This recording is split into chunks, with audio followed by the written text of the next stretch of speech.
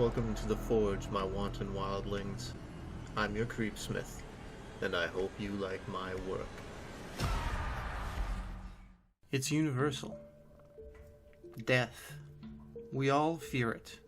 We fear it to the extent that a major part of our collective human mythology is dedicated to the idea that we continue, somehow, after we die. But what if that continuation after death is scarier than death itself? Tonight's reading. And the beat goes on. In roughly 5 billion years, the sun will explode and consume the Earth. Dust will not be lucky enough to escape, let alone chunks of debris. There will, in short, be nothing left. This isn't frightening. We'll be long dead or escaped. It's the dead part that interested me. Obviously, we'll have long since rotted to dust, or have been burned to dust, or will burn to finer dust when the solar crematorium gets cooking. So this set me to thinking. So far, there's 2 major theories as to what happens when you die. Either there is nothing, you'll be nothing as you were before you were born. That wasn't so bad. I don't recall being very uncomfortable in the 250,000 years before I struggled into the light. The other is the supernatural theory. You go to some sort of paradise or unimaginable torment, or into a cosmic waiting room in which you expiate your sins before starting your eternal stint upstairs or downstairs. More worrying, but not hugely plausible. No one really thought of the third option. So, I lived out my years. No one was less exceptional than I was. Normal and unworthy of note in every possible way. I was born, educated, worked, married, sired children, raised them, retired, and of course, I died. Without fuss or ceremony on a Tuesday morning. It was raining, and it had been since 6. I died at 8. It was still raining at 9. I had a coughing fit. Nothing new there. They were pretty normal at that stage of my life. It settled down, and the fluid that had come up my throat subsided. Then the doctor, younger than they used to be, and as tired as I'd ever seen anyone, put the stethoscope on my chest warily and announced, "He's gone." Well, that came as something of a surprise. At first, I thought he was mistaken, young, maybe inexperienced. But then a battle axe of a duty nurse jammed 2 callous fingers to the side of my neck and nodded briskly, "I'll send up an orderly in a few. Call it, do the paperwork, I want a bag." By now, I was anxious and decided to point out as politely as possible that there had been a mistake and I was still very much alive and conscious. Still, it actually didn't come as much of a surprise when I couldn't speak. I knew immediately that I wouldn't be able to move my limbs. Still, I tried. Immobilized. Totally. Panic began then. I was paralyzed. Some disorder had taken hold. They'd mistake me for dead and bury me. Maybe that crazy puffer fish poison. My mind raced.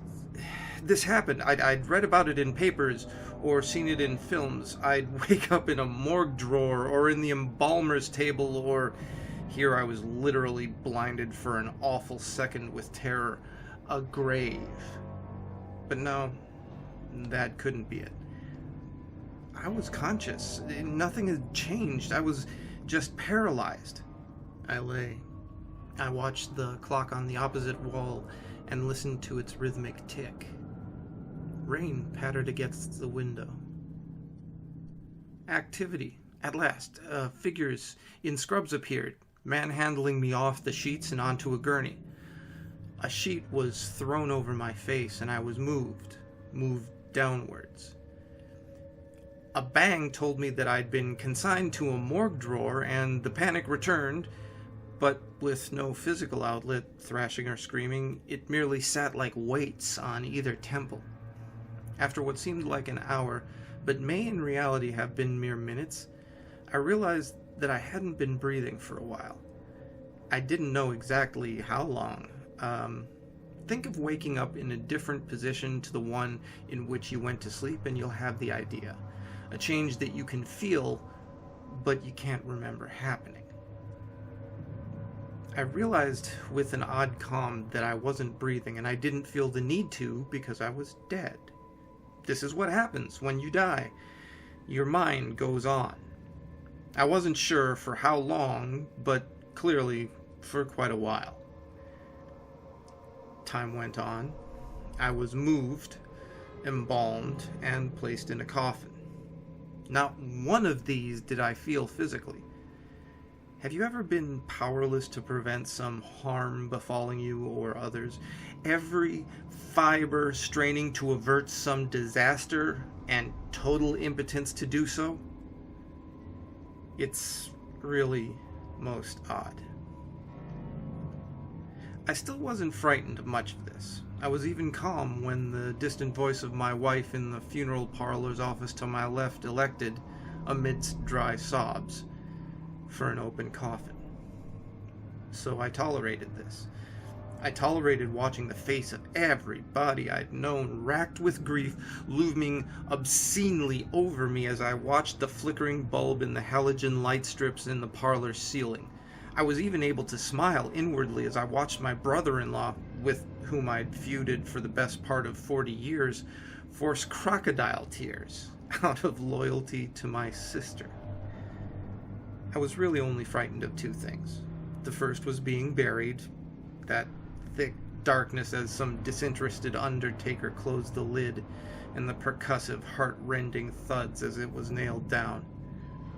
The second was dying forever. I sure as hell wasn't living forever. I'd been dead since 8 on that Tuesday morning. I hadn't breathed, blinked, or even moved since then, but I felt exactly the same. So they buried me, and it was every bit as terrifying and awful as I'd feared, and much, much more. But, as ever, there was nothing I could do. I watched as the final chinks of light around my vision were extinguished, without even the desperate hope of the prematurely buried that somebody, anybody, would realize their mistake and release me. I couldn't tell you how long I've been here. At first, once I'd grown accustomed to lying in darkness with just my own thoughts, I even had the crazy idea that I'd be able to communicate with others buried near me. I guess I dredged up the idea from this Dostoevsky story I'd read in university. Bobok, I think it was called. I assumed that this was what happened to everyone after death. There was no reason that I should be unusual or have been singled out for this particular end. Anyway, I couldn't talk to my fellow buried. It was just me. I'm fairly sure it's been years, even decades. I can't be sure. Imagine closing your eyes, lying in perfect blackness with no reasonable chance of anything intruding on you. Try it if you have your place to yourself. A few minutes and you'll be restless. A few hours and you'll fall asleep if you haven't moved. I haven't slept. Not so much as a second. My internal monologue is never ending. But I have hope. I've convinced myself my internal monologue is only going on because I have earthly remains, a body, even a decomposed one. Then bones. Then thick dust. In roughly 5 billion years, the sun will explode and consume the earth. Dust will not escape, let alone chunks of debris. There will, in short, be nothing left.